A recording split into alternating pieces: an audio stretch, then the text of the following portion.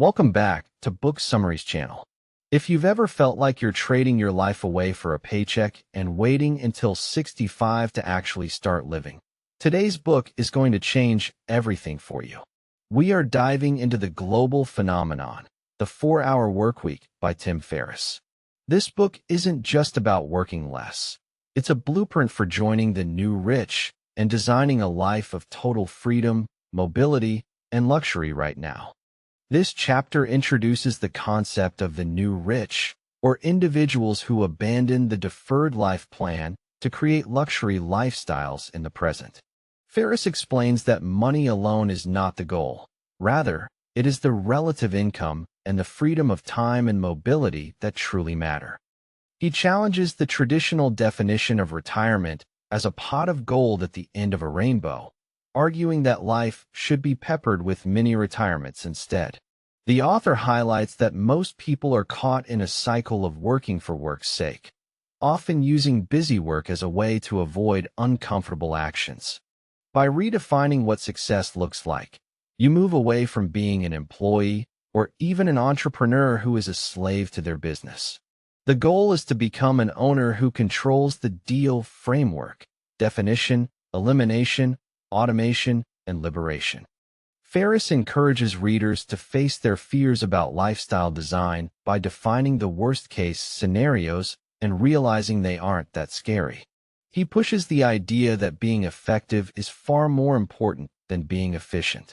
This section sets the stage for a total paradigm shift in how you view your career and your time. In this section, Ferriss argues that time management is a trap and that the secret to productivity is actually doing less.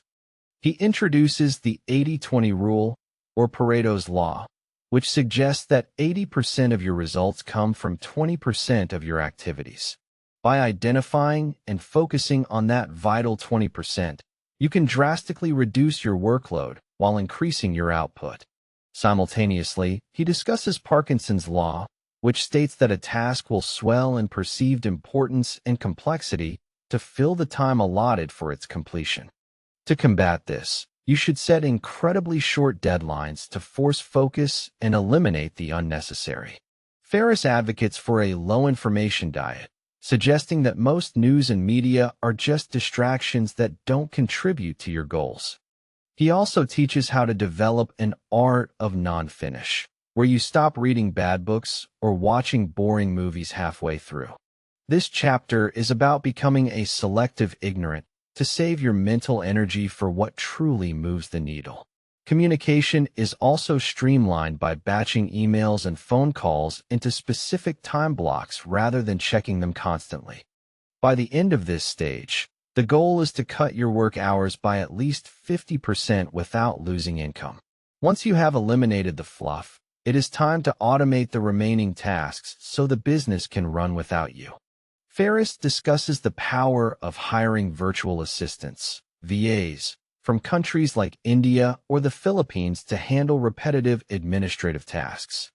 He emphasizes that you should never outsource something that can be eliminated, as that is just wasting money. This chapter provides a step-by-step guide on how to find, vet, and manage remote assistants to act as your personal productivity leverage. The focus then shifts to creating a muse, which is a low-maintenance business that generates significant monthly income with minimal time investment. Unlike a traditional startup, a muse is designed to fund your lifestyle, not to take over your life. Ferriss walks through the process of testing product ideas using Google Ads and landing pages before actually manufacturing anything. He explains the importance of niche marketing and why trying to sell to everyone is a recipe for failure. By automating the fulfillment and customer service processes, you remove yourself as a bottleneck in your own business.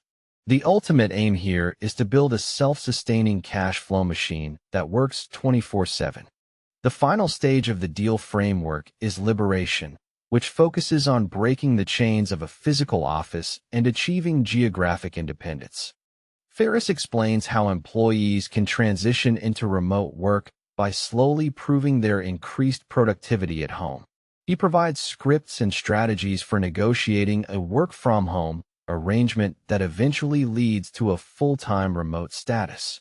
For the self-employed, liberation means setting up systems so they no longer need to be physically present to manage operations. A major part of this chapter is dedicated to the concept of mini-retirements, which are extended trips of 1 to 6 months taken throughout one's life. Ferriss argues that moving to countries with a lower cost of living allows you to live like royalty on a modest budget, a concept he calls geo-arbitrage. He debunks the myth that travel is expensive by showing how slow travel is actually cheaper than staying at home. The chapter addresses the psychological hurdles of liberation, such as the emptiness or boredom that comes when you suddenly have an abundance of time. He concludes by urging readers to find a cause or a passion to fill their free time, ensuring that their new freedom is meaningful. This is the final step in becoming truly untethered from the 9 to 5 world.